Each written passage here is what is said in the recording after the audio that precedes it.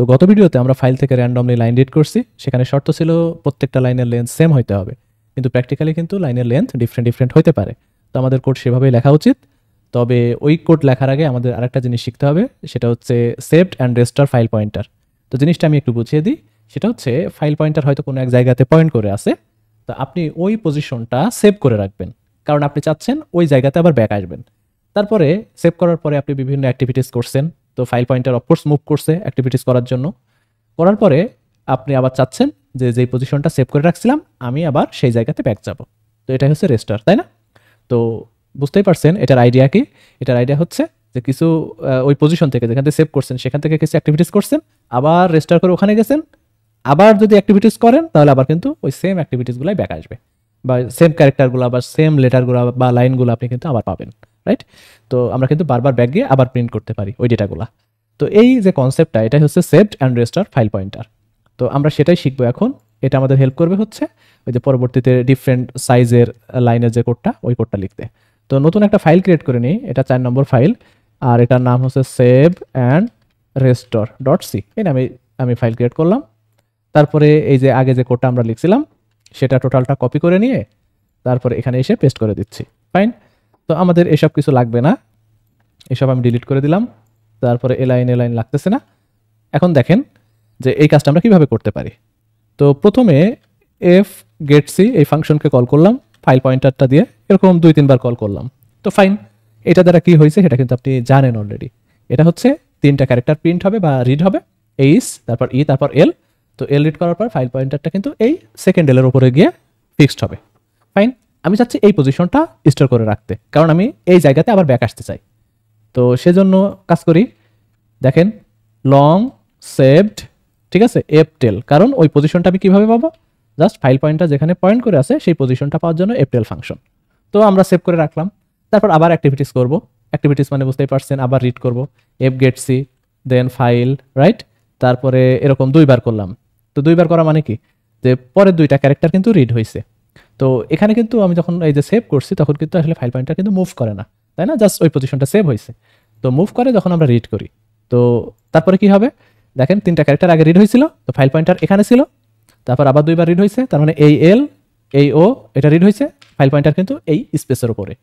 তো আমরা এটা যদি রিড করি তাহলে ডাব্লুর উপরে যাবে। তো আমি আবার রিড করি আর কি, 3টা দিলাম। ফাইন, তাহলে কিন্তু ফাইল পয়েন্টার এখন কার উপরে, ওই ডাব্লু এর উপরে আছে, 6টা রিড হয়েছে। ফাইন, তো এই 3টার আউটপুট কি, এই 3টার আউটপুট হচ্ছে এই যে এল তারপর ও তারপর স্পেস, এই 3টার আউটপুট। ফাইন, এখন কি করবেন, এই যে সেভ পজিশনে আবার যদি ব্যাক যাইতে চান তাহলে কিভাবে যাবেন। আপনি চাচ্ছেন যে ওই 3টা ক্যারেক্টার যেটা এল ও তারপর স্পেস, এই 3টা আবার প্রিন্ট করতে, তাহলে আপনাকে কি করতে হবে, এই ডাব্লু থেকে আবার এই এল এর উপরে যাইতে হবে, তাই না? তার মানে যে সেভ পজিশনটা সেখানে যাইতে হবে, ঠিক তো? তো এটাই আমি বলতেছিলাম যে আপনি কিছু দূর সেভ করার পর কিছু দূর আগে গেছেন, আবার চাচ্ছেন সেখান থেকে আবার ওই যে যেখানে সেভ করেছেন ওখানে যাইতে, আবার এই সেম কাজটা করার জন্য। এটাই আইডিয়া, কিভাবে এই জায়গাতে ব্যাক যাবেন। তো সেটা খুবই ইজি আইডিয়া। আমরা এফ সিক ফাংশন কিন্তু জানি, এফ সিক যে কোনো জায়গাতে র্যান্ডমলি মুভ করতে পারে, বাট একটা অরিজিনের রেসপেক্টে। তো একটা কাজ করব, আমরা এই পজিশন তো জানি, তো আমরা এই শুরুতে ফাইল পয়েন্টারটাকে নিয়ে আসবো, তার মানে এইস এর উপরে। সেটা এফ সিক ফাংশন খুব ভালো করেই করে, ফাইল তারপরে সিক সেট মানে কি, মানে একদম প্রথম পজিশনে সেট হয়ে যাবে। আর মাঝখানে একটা কি নাই, মাঝখানে নাই হচ্ছে একটা অফসেট, তাই না? তো আমি বললাম যে এই অফসেটটা কত হবে একটু খেয়াল করেন তো। দেখেন আমাদের সেভ পজিশন কত ছিল, সেভ পজিশন কিন্তু 3 ছিল, কারণ চিন্তা করেন এই এল মানে কি, এই এল মানে কিন্তু কত নম্বর ক্যারেক্টার, 4 নম্বর ক্যারেক্টার, তাই না? 4 নম্বর ক্যারেক্টার মানে পজিশন কিন্তু 3। তো ফাইন, তো এখন ফাইল পয়েন্টার কোথায় আছে, এই সিক করার পরে এই এইস এর উপরে। এখন ওই যেটা সেভের ভ্যালু কত, 3, কিন্তু ওই 3 যদি আমরা আপনার কি করি, এটাকে বলা হয় আসলে কি, ওই যে আমরা এটার নামটা একটু দেখে নিই, এটা হচ্ছে অফসেট বলে, তাই না? তো আমরা যদি 3 অফসেট করি, যেটা সেভ করে রাখছি, তাহলে কিন্তু ওই এল এর উপর আবার যাবে। অফসেট মানে কি, যে ওই 3 ঘর স্কিপ হবে, তো এইচ স্কিপ, ই স্কিপ, এল স্কিপ, 3টা স্কিপ এই এল এর উপরে যাবে, রাইট? তো আপনি যেখানেই থাকেন না কেন চিন্তা করেন এই ঘটনাটাই কিন্তু ঘটবে। পজিশন যদি এটা হয়, ধরেন ও, এই ও আমি যেটা কার্সর দিয়ে দেখাচ্ছি, এই পজিশন সেভ করছেন, তারপর এখানে মুভ করছেন, ফাইন।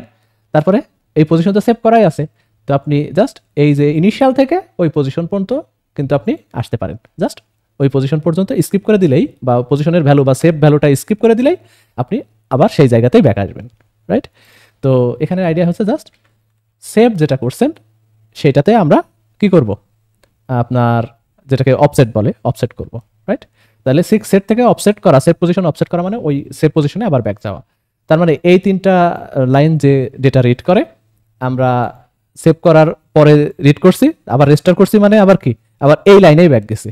তো আবারও যদি আমরা কল করি ওই সেম ডেটাগুলাই কিন্তু পাবো, মানে যেটা ছিল কি এল ও স্পেস, এটাই কিন্তু পাবো, আবার এল এর উপর যেহেতু নিয়ে গেছি। তো আমরা একটা কাজ করি, এই 3টা আবারও নিচে প্রিন্ট করি, দেখি এখানে সেম রেজাল্ট কিনা। তো এটা আমরা জানি পুট ক্যারেক্টার বা পুটস, রাইট? পুটস হচ্ছে আপনার ক্যারেক্টার প্রিন্ট করে যতদূর মনে হয়, যদিও আমার মনে নাই। তো দেখেন এটা ঠিকঠাক রেজাল্ট দেয় কিনা। তো একটা ক্যারেক্টার অ্যাটলিস্ট প্রিন্ট করি, বাকি পরে করতেছি, আসলে ফাংশনটা কাজ করে কি দেখে নিই।